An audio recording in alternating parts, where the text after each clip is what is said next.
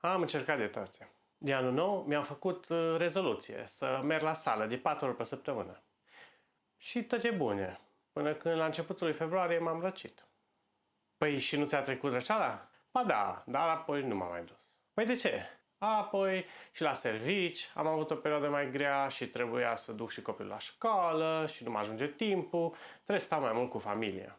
Apoi, la început de martie, m-am apucat de intermittent fasting. Și cum a mers? Foarte fain. În 2 luni am dat jos 5 kg. Și ce s-a întâmplat pe urmă? Păi au venit Paștile, a trebuit să mănânc de toate. O făcut nevastă mea de mâncare, o adus și socra, o trebuit să mănânc toată săptămâna, să nu se strice. Și apoi a venit și ziua soției, am făcut un grătar cu prietenii, băutură, cântat, alea, și apoi te-ai apucat din nou, nu? Nu, că nu mă pot ține. Tot timpul intervine câte un eveniment și nu pot merge acolo să nu mănânc nimica. Salut, eu sunt Mihai, coachul tău pentru un stil de viață sănătos.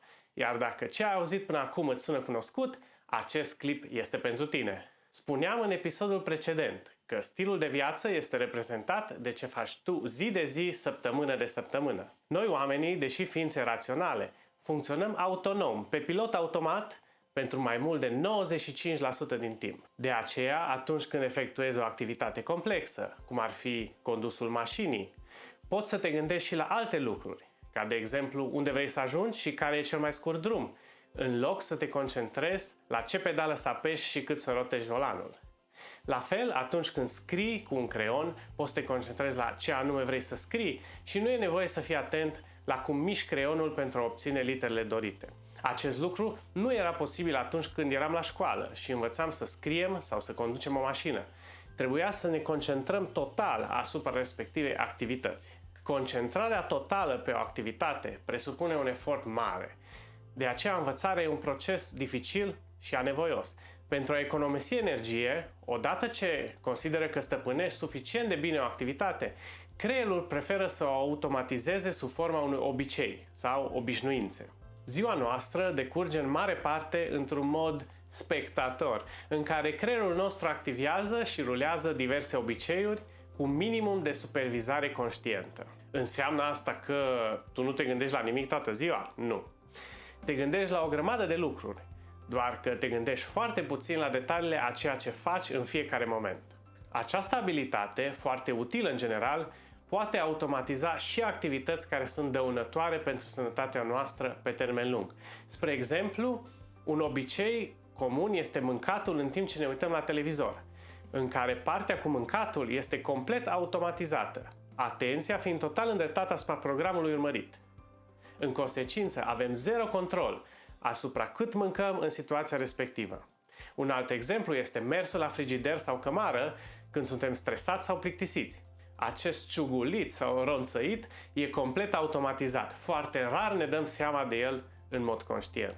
Așadar, putem spune că stilul de viață reprezintă totalitatea obiceiurilor tale, sănătoase și nesănătoase la un loc.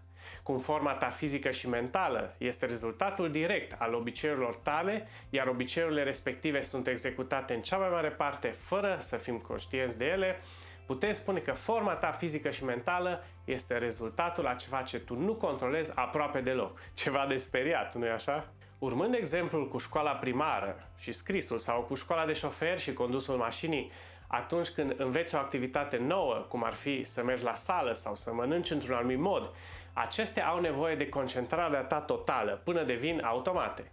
Cu cât repeți mai des respectiva activitate, cu atât devine mai repede un obicei, iar repetarea ei trebuie să fie principala ta prioritate în perioada respectivă. Din păcate, cu o putere de concentrare și autocontrol limitate și alte lucruri cotidiene care ocupă un loc mai important pe scara noastră de priorități, noile obiceiuri au foarte puține șanse să se formeze. Ne dăm bătuți cu prima ocazie în care nu mai avem capacitatea să ne concentrăm suficient pe executarea lor repetată. Aici ai putea să spui pe bună dreptate, dacă am lucruri mai importante de făcut zilnic și dacă și așa nu pot controla nimic, cum pot să-mi schimb stilul de viață? Acesta este subiectul clipului următor. Rămâi pe canal și până data viitoare, multă sănătate!